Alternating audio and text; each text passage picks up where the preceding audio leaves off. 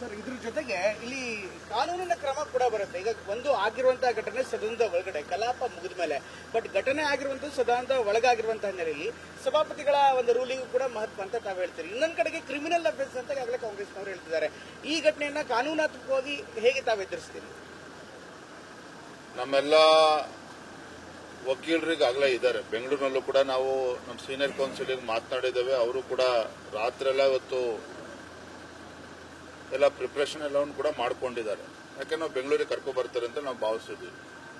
ಈ ರೀತಿ ಉದ್ದಟತನದಿಂದ ನಡ್ಕೊಳ್ತಾರೆ ಸರ್ಕಾರ ಅಂತ ನಾವು ಕೂಡ ಅನ್ಕೊಂಡಿರಲಿಲ್ಲ.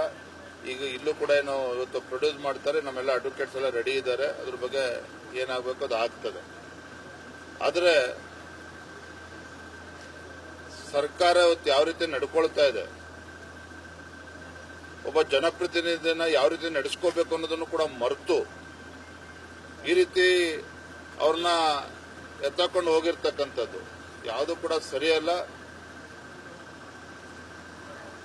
ಹಿಂದೆಂದೂ ಕೂಡ ಈ ರೀತಿ ಘಟನೆಗಳು ಆಗಿರಲಿಲ್ಲ. ಹಾಗಾಗಿ ಭಾರತೀಯ ಜನತಾ ಪಾರ್ಟಿ ಪ್ರತಿಭಟನೆ ಕರೆಯೋದು ಒಂದು ಕಡೆ, ಇವತ್ತು ರಾಜ್ಯಾದ್ಯಂತ ಪ್ರತಿಭಟನೆ ಕೂಡ ಆಗ್ತದೆ. ನಿನ್ನೆ ಅವ್ರ ತಲೆಗೆ ಪೆಟ್ಟಾಗಿರ್ತಕ್ಕ ಎಲ್ಲವೂ ಕೂಡ ರಾಜ್ಯದ ಜನ ನೋಡಿದ್ದಾರೆ, ಕಾರ್ಯಕರ್ತರು ಕೂಡ ನೋಡಿದ್ದಾರೆ. ಇವತ್ತು ಆಕ್ರೋಶದಿಂದ ಇದ್ದಾರೆ. ಇವತ್ತು ಆದರೆ ಸರ್ಕಾರ ನಡವಳಿಕೆ ಅಕ್ಷಮ್ಯ ಅಪರಾಧ. ಇವತ್ತು ಇದ್ರ ಬಗ್ಗೆನೇ ಸೂಕ್ತ ತನಿಖೆ ಆಗಬೇಕಾಗ್ತದೆ.